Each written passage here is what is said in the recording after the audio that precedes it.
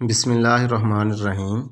इस वीडियो में हम अपने किसान भाइयों को टिंडा काश्त करने का तरीका और जो टिंडे की न्यू अक़साम आई है, न्यू वैरायटियाँ, उनके बारे में भी तफ़सीलन आगाह करेंगे और ये भी बताएंगे कि टिंडे किस मौसम में काश्त करने चाहिए। टिंडे की काश्त के लिए गर्म और खुश्क मौसम मौजू है, जो कि तकरीबन अब स्टार्ट हो चुका है। इसके जो बीज हैं उनके उगाव के लिए जो दर्जा हरारत है वो तकरीबन 25 से 35 डिग्री सेंटीग्रेड जो है वो बहुत बेहतर है इसकी बढ़ोतरी और फल बनने के लिए। पंजाब के तकरीबन तमाम मैदानी और बारानी इलाकों में इसकी काश्त की जा सकती है। टिंडा देसी इकसाम जिसका फल गोल और हल्के सब्ज़ रंग का होता है और ज़ैके में बेमिसाल है। इसकी पैदावारी सलाहियत तकरीबन 10 टन फ़ी एकड़ है। टिंडा की अगेती काश्त अप्रैल तक, जबकि पछेती फसल वस्त जून ता वस्त जुलाई काश्त की जा सकती है। टिंडे की काश्त के लिए ज़रखेज़ मैरा ज़मीन का इंतखाब करना चाहिए। ज़मीन में पानी का निकास अच्छा हो और नामियाती मादा भी अच्छी मकदार में मौजूद होना चाहिए। टिंडे की काश्त से पहले ज़मीन को अच्छी तरह हमवार करें, गोबर भी लाजमी डालें। इसके अलावा रूटावाटर चलाकर गोबर को बारीक करें तो ये गोबर जो है वो जल्द मट्टी का हिस्सा बन जाता है। रोनी कर दें। वत्तर आने पर खेत में 2 से 3 मरतबा हल और सागा चलाएं। जड़ी बूटियों के उगने के लिए ज़मीन को चंद दिन के लिए छोड़ दें।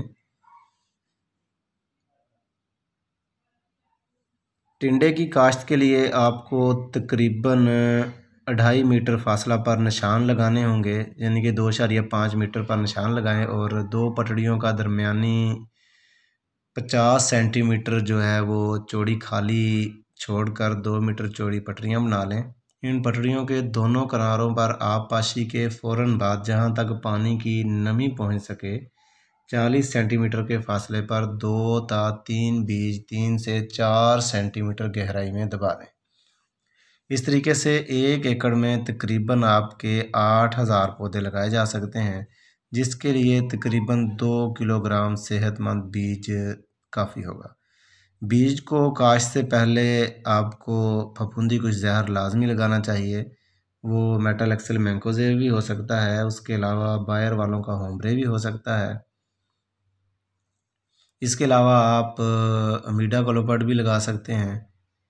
इसके लगाने से आपकी जो फसल है वो इब्तदाई दिनों में रस चूसने वाले कीड़ों के हमले से महफूज रह जाएगी। बुआई से 1 हफ्ता बाद दोबारा पानी टिंडे को लाजमी लगाएं ताकि बीज वत्तर हालत में ही उगाए। टिंडे की फसल को NPK ज़्यादा मकदार में दरकार होता है, तकरीबन नाइट्रोजन 60 kg और फास्फोरस जो है वो 35 kg, पोटाश 25 kg 1 एकड़ के लिए चाहिए। तो ये कोशिश करें लाजमी अपने टिंडे की फसल को दें। पटड़ियों पर लगाई गई फसल को हस्बे ज़रूरत पानी लगाते रहें। जिन इलाकों में टिंडे की काश्त बदतर हालत में की जाती है वहाँ आबपाशी फसल उगने के बाद देर से की जाती है और फसल की खुश्क गोडियाँ की जाती हैं।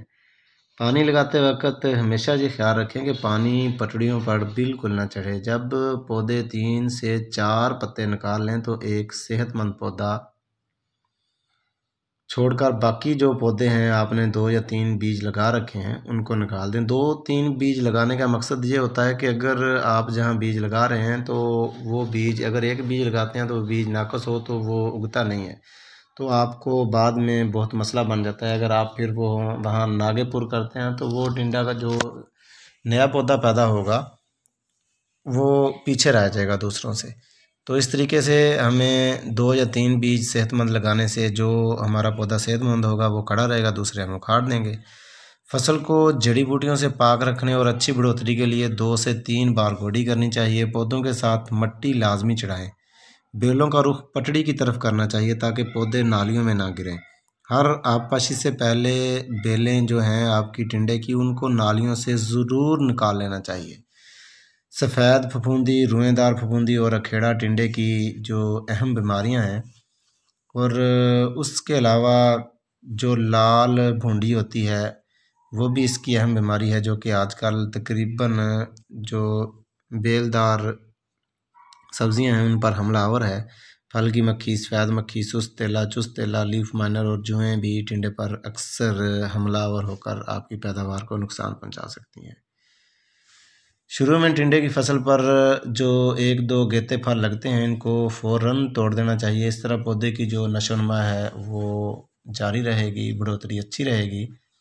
फल जब मुनासिब साइज़ के हो जाएं तो मुनासिब वक्फा से पानी लगाते रहें, बर्दाश्त करते रहें। फल शाम के वक़्त तोड़ना चाहिए ताकि सुबह ताज़ा हालत में आप मंडी में फ़रोख्त कर सकें। चूँकि टिंडे में नर और मादा फूल एक ही पौधे पर अलग अलग लगते हैं और मादा फूल शहद की मक्खी की मदद से बारावर होते हैं, इसलिए शहद की मक्खियों की आमद मुतासर नहीं करनी चाहिए। टिंडे की फसल को कमाद और कपास की अगेती काश्त के साथ भी हम लगा सकते हैं, तो इससे हम ज़्यादा फ़ायदा ले सकते हैं।